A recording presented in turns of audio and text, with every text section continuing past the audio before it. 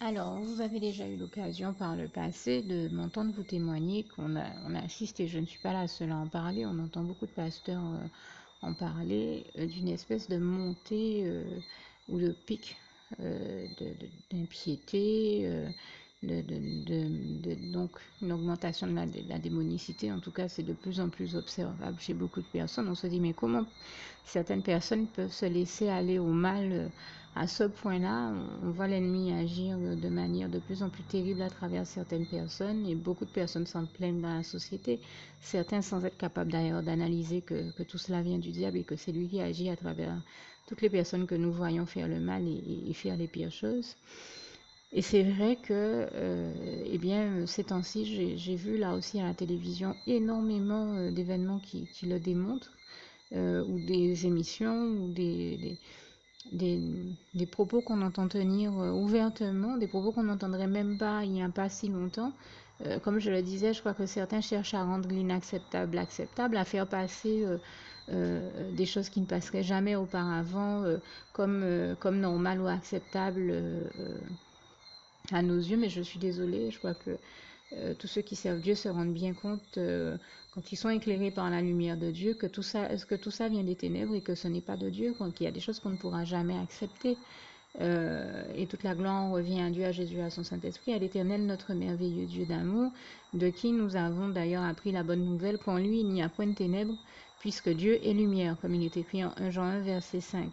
Et je rends grâce et gloire à Dieu pour cela, puisque c'est vrai qu'on peut se demander comment est-ce qu'on peut arriver à une société dans laquelle on voit de tels pics, non seulement d'impiété, de démonicité, mais aussi d'incivilité. Et j'ai été choquée à ce propos, moi qui ne suis pas passionnée de cyclisme, par l'attitude de certains lors du Tour de France. Euh, et on montrait ça encore hier à la télévision. Il y avait un reportage sur le gagnant du Tour de France, et on montrait comment il passait à travers des haies de personnes qui lui faisaient des bras d'honneur à chaque tournant. Il y en a un autre, et je ne sais plus si c'est celui-là, parce que bien entendu, je le dis ouvertement, je n'ai pas suivi tout le tour, n'étant pas du tout passionnée de cyclisme, mais en zappant, je suis tombée sur ça et j'ai été suffisamment choquée pour prendre le temps d'en parler, pour poser la question, mais dans quelle société sommes-nous et dans quelle société avons-nous envie d'évoluer? Est-ce qu'il est normal, quand on voit tous les efforts que fournissent ces cyclistes, c'est une vraie souffrance de souffrir autant sur un vélo pendant des kilomètres et des kilomètres? Ils font un travail pas possible, colossal. Comment est-ce qu'on peut laisser comment est-ce qu'on peut arriver à de telles incivilités, se permettre de lancer un cycliste qui passe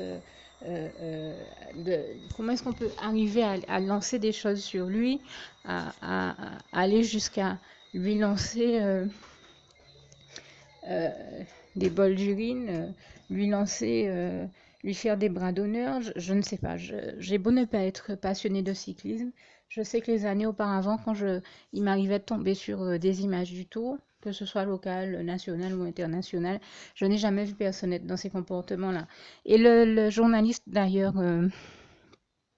qui commentait l'émission disait que lui-même a un frère qui était cycliste et qui s'est retrouvé à devoir abandonner à cause de ce type d'attitude-là. Vous voyez comment c'est quand même terrible, des gens qui se retrouvent à changer de carrière à cause du mauvais comportement des autres. Et on peut dire à cause du diable en quelque part, puisque c'est lui qui amène les gens à être là encore dans tous ces mauvais comportements-là. Tout ça n'est pas de Dieu, et je vous dis, ça fait partie des choses qui interpellent, qui nous amènent à nous demander, mais comment certaines personnes peuvent se laisser aller à être dans de tels comportements. Je ne sais pas si vous comprenez le sens de mon propos. Ça veut dire que la personne sort de chez elle. C'est soit je sais que je n'aime pas le cyclisme, ou je n'aime pas certains cyclistes, ou j'en sais rien. Mais dans ces cas-là, je ne sors pas de chez moi pour aller passer mon temps à les guetter, à les observer quand ils passent dans la rue, pour leur faire des bras d'honneur ou leur jeter de l'urine à la face.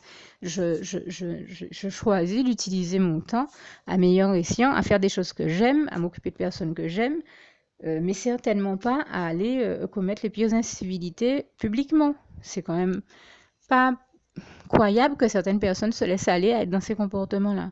Je suis estomaquée. Franchement, je ne comprends pas. Et vous me ferez savoir si vous aussi, tout comme moi, vous trouvez ça déplorable ou ce que vous en pensez. Mais tout ça n'est pas de Dieu et il est normal que je prenne le temps d'interroger. Je crois qu'il faut nous interroger, comme je le disais, sur le devenir de cette société-là, sur ce qu'on est en train de vivre et ce qu'on va se passer autour de nous. Parce que je crois que si personne ne dit rien, et c'est pour ça que je choisis ici d'en parler, eh bien, comme je le disais, ça va finir par paraître normal et acceptable euh, à, à, à tout le monde. Or, nous ne devons pas laisser l'inacceptable devenir acceptable. C'est ce que je veux dire ici. Ce n'est tout de même pas normal. Pour démontrer que ce n'est pas juste un fait isolé, encore une fois, je suis sûre que vous le savez très bien, il nous suffit d'allumer notre journal d'information, d'allumer la télévision pour comprendre que on voit tous les jours se produire des choses anormales sur cette terre. J'ai entendu une autre chose, c'est vraiment un tout autre sujet, dans un tout autre pays, puisque on parlait ce soir au journal d'information des événements en Turquie. Et dans ce contexte-là, une dame parlait de sa fille qui a été lâchement assassinée. Oui, c'était quelqu'un qui était militant, etc., etc. Mais est-ce que c'était une raison pour autant pour qu'on aille, pardon, excusez-moi pour le chat que j'ai dans la gorge, est-ce que c'était une raison pour autant pour qu'on aille l'assassiner dans son lit alors qu'elle était en train de dormir? Comment est-ce qu'on peut aussi lâchement abattre froidement quelqu'un? Alors, âme sensible, s'abstenir pour ce que je vais dire. Mais il m'a semblé que là aussi, le témoignage de cette femme est quand même interpellant, qu'il s'agit de se poser les bonnes questions. Comment est-ce que... euh, elle l'a dit. Elle a dit qu'elle ne comprend pas comment, alors que sa fille dormait dans son lit, donc elle était totalement inoffensive puisqu'elle dort, elle est couchée, elle dort dans son lit. Comment est-ce qu'on peut tirer 15 balles sur quelqu'un qui dort tranquillement dans son lit? C'est la personne qui a fait ça, j'espère qu'elle s'est rendue compte qu'elle était totalement colonisée par le diable et qu'il n'y a que le diable qui a pu l'amener à être dans ce comportement-là. Comment est-ce que quelqu'un qui ne vous fait rien, puisque la personne est en train de dormir, elle est totalement inoffensive, vous avez besoin de tirer 15 balles, de vous acharner à lui tirer 15 balles dessus? Tout ça, je vous dis, n'est pas de Dieu et j'espère que vous le comprenez, que vous comprenez pourquoi je prends le temps de témoigner de ces choses-là. Parce que je dis, il faut faire attention quoi, aux actes que l'on pose et à la société dans laquelle on est en train d'évoluer. Les choses prennent une tournure qui est bien celle dont le Christ nous avait averti. En tout cas, nous chrétiens, faisons tout pour ne jamais nous retrouver à être dans ce type de situation et à poser ce type d'acte et à commettre ce type d'exaction de la part du diable. C'est vraiment ce à quoi je vous invite au nom puissant du Seigneur Jésus. Que Dieu vous garde et vous bénisse tous. À bientôt.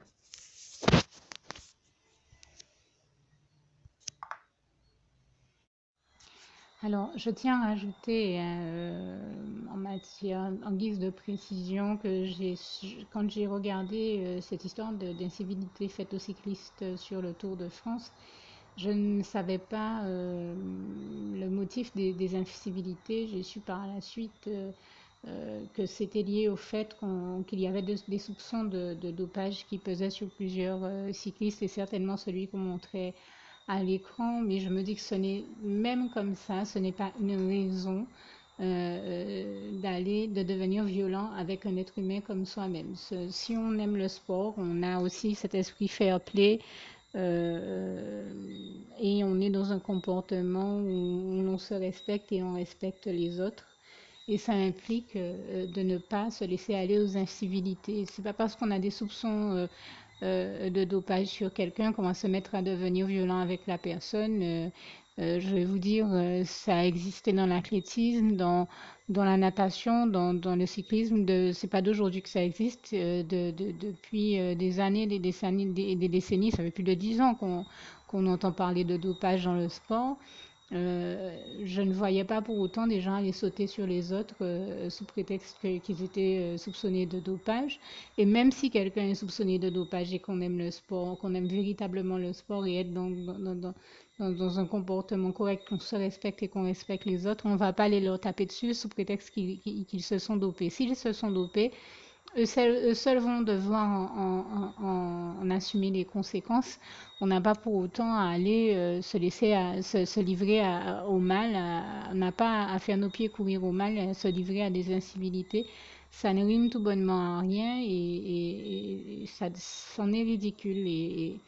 Et franchement, je trouve ça vraiment malheureux. Et j'ai pris le temps de prendre aussi la parole, non seulement pour préciser ça ici, mais pour rajouter même qu'une chose m'a encore plus déçue ou interpellée, interloquée, c'est de voir qu'en plus des incivilités sur le Tour de France, eh bien, il y en a eu aussi ici, sur le plan local, ici en Guadeloupe, où hier j'ai entendu sur une télévision locale qui n'est pas le canal principal, hein, le plus regardé en Guadeloupe, mais j'ai entendu le témoignage de deux jeunes femmes qui étaient interviewées et qui disaient qu'elles sont dans l'une des voitures dont les occupants distribuent au public, aux membres du public, des cadeaux sur enfin, sur le tour de la Guadeloupe. Je ne sais pas si elles font partie de la caravane, pas nécessairement de la caravane du tout, mais en tout cas, leur voiture, la voiture qu'elles occupaient avec d'autres personnes était celle dont les membres distribuaient aux membres du public des cadeaux.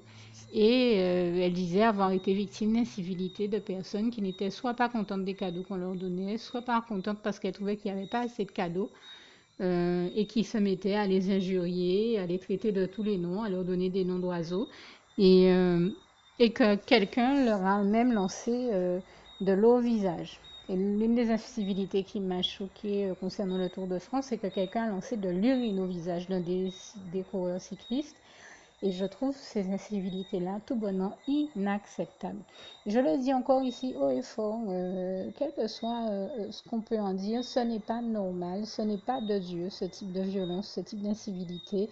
Si on se met à accepter que ces choses-là se fassent, eh bien on va se mettre à accepter que l'inacceptable se fasse. Si personne ne dit rien, et c'est pour ça que je prends le temps, moi, de dire quelque chose, de m'élever en faux contre ce type de comportement,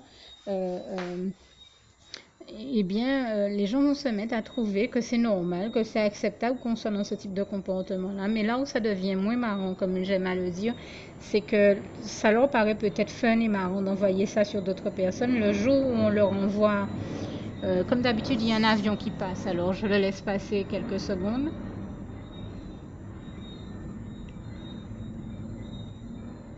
Voilà, je disais, ces personnes-là peuvent trouver marrant d'être dans ce type de comportement-là, mais le jour où c'est à eux qu'on renvoie de l'urine, le jour où on leur enverra eux-mêmes de l'urine ou de l'eau au visage sans raison valable, ils comprendront que de toute manière, je ne vois pas de raison valable à envoyer de l'urine sur quelqu'un. En dehors de si la personne a commencé par vous en envoyer, je veux dire justement, ce n'est pas normal et ce n'est pas de Dieu d'être dans ce type de comportement et d'avoir ce type de violence envers les autres, envers son prochain.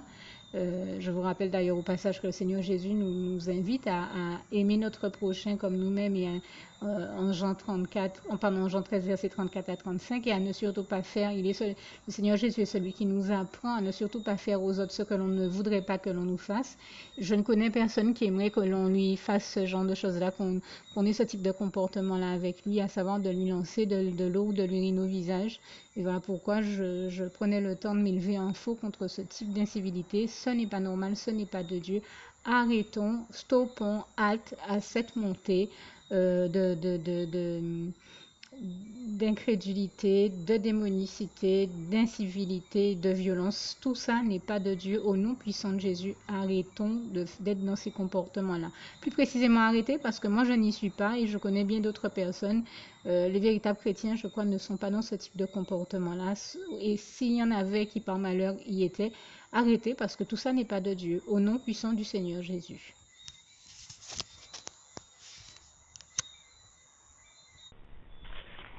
Juste une petite précision pour tous ceux qui ne sont pas encore, qui n'ont pas encore choisi la meilleure des options qui soit, qui est celle d'aller se placer, de faire le choix à soi-même, d'aller se placer dans les bras d'amour de Jésus-Christ, pour se mettre à l'abri de ce monde cruel. Eh bien, je partage avec vous la prière par le biais de laquelle on y accède. Et commence par vous rappeler également ce passage de Jean 14, verset 6, où il est écrit que Jésus-Christ est le chemin, la vérité et la vie. Nul ne vient au Père, Dieu, sans passer par le Fils Jésus-Christ, bien sûr. Je le dis à ma manière, vous regarderez comme il est actuellement écrit dans vos Bibles, là encore. Et donc, n'hésitez pas à ouvrir vos cœurs à Dieu, à Jésus, à son Saint-Esprit, à être sincère avec lui et à lui adresser la prière qui suit, à lui dire tout simplement: Éternel mon Dieu, Seigneur Jésus-Christ, moi, un tel, vous dites votre nom et votre prénom, je t'accepte aujourd'hui comme mon sauveur personnel, le seul maître et roi de ma vie. Je remets toute ma vie entre tes mains puisqu'elle t'appartient, Éternel mon Dieu, puisque tu l'as créée, cette vie. Donc tu en es donc le seul maître et propriétaire comme de tout ce qui existe dans tout l'univers. Je remets donc toute ma vie entre tes mains, je te la donne. Merci, Éternel mon Dieu, aussi de permettre que cette vie que tu m'as donnée continue à être à ta gloire et que je continue à te servir, à t'appartenir pour l'éternité, d'éternité en éternité. Merci aussi, Seigneur, de faire que je continue donc à te servir et à t'appartenir pour l'éternité, d'éternité en éternité. Et aussi, Seigneur, de m'accorder la grâce de ton pardon et de ta miséricorde pour tous les péchés que j'ai commis tout au long de ma vie, jusqu'à la date d'aujourd'hui incluse. Et c'est au nom puissant du Seigneur Jésus-Christ que j'ai fait cette prière. Et à vous tous qui avez fait cette prière, je vous dis que Dieu vous bénisse abondamment, puissamment, richement, et surtout n'hésitez pas à la partager avec tous vos proches et contacts, amis, membres de vos familles, collègues, bien-aimés, tous ceux que vous aimez, et surtout tous ceux à qui Dieu vous mettra à cœur, avec qui Dieu vous mettra à cœur de la partager. Et comme j'aime à le dire, si vous n'avez pas encore pris le temps de faire cette prière, comprenez bien que voilà, ça ne vous coûte rien de la faire, c'est gratuit, c'est indolore, et que voilà, vous n'êtes pas obligé de me croire, mais moi il m'est arrivé tout comme vous de devoir faire cette prière un jour dans ma vie, et quand on m'a proposé de la faire, je me suis dit, et si c'était vrai, et si c'était vraiment Dieu qui, par ce biais-là, m'appelait à lui et me demandait de lui donner ma vie, de l'accepter, c'était Jésus qui était en train de vraiment me tendre la main et qui était en train de me demander de l'accepter comme mon sauveur personnel, je ne pourrais pas passer à côté de l'occasion de lui dire oui, parce qu'il faut aussi que je reste ouvert ou ouverte à ce que Dieu peut avoir à me dire. Il faut que je garde mon cœur et mon intellect ouverts à ce que Dieu peut avoir à me dire. Donc je me suis dit, je ne peux pas courir le risque de passer à côté de mon éternité, de passer à côté des meilleures choses de la vie, surtout si le maître et créateur de la vie m'appelle et cherche à me sauver. Pour être sauvé, il faut bien que je lui dise oui, que je souhaite qu'il me sauve. Oui, Seigneur Jésus-Christ, je t'accepte comme mon sauveur personnel. Et c'est le sens de cette prière. Et comme je dis, elle ne nous coûte rien à faire. Et puis surtout, moi je vous dis, du jour où je l'ai faite, j'ai vu Jésus changer ma vie en mieux sur tous les plans. Et donc je crois que ça ne vous coûtera rien, ça ne vous coûte rien vous non plus de la faire et puis d'expérimenter, de regarder comment les choses vont se dérouler dans votre vie, de regarder Jésus changer votre vie en mieux, à vous aussi. Et d'en faire l'expérience. Et pour en faire l'expérience, il faut commencer par faire cette prière. Donc si vous ne l'avez pas encore dite, réembobinez tout simplement cette vidéo ou ce document si vous préférez, réécoutez-le et dites avec moi la prière que vous m'avez entendu mentionner. Et n'oubliez surtout jamais que tout est possible à celui qui croit en Dieu, en Jésus-Christ et en son Saint-Esprit, comme il est écrit en Marc 9, verset 23, et que tout est possible à Dieu, comme il est écrit en Marc 10, verset 27. Que Dieu vous bénisse donc et à bientôt.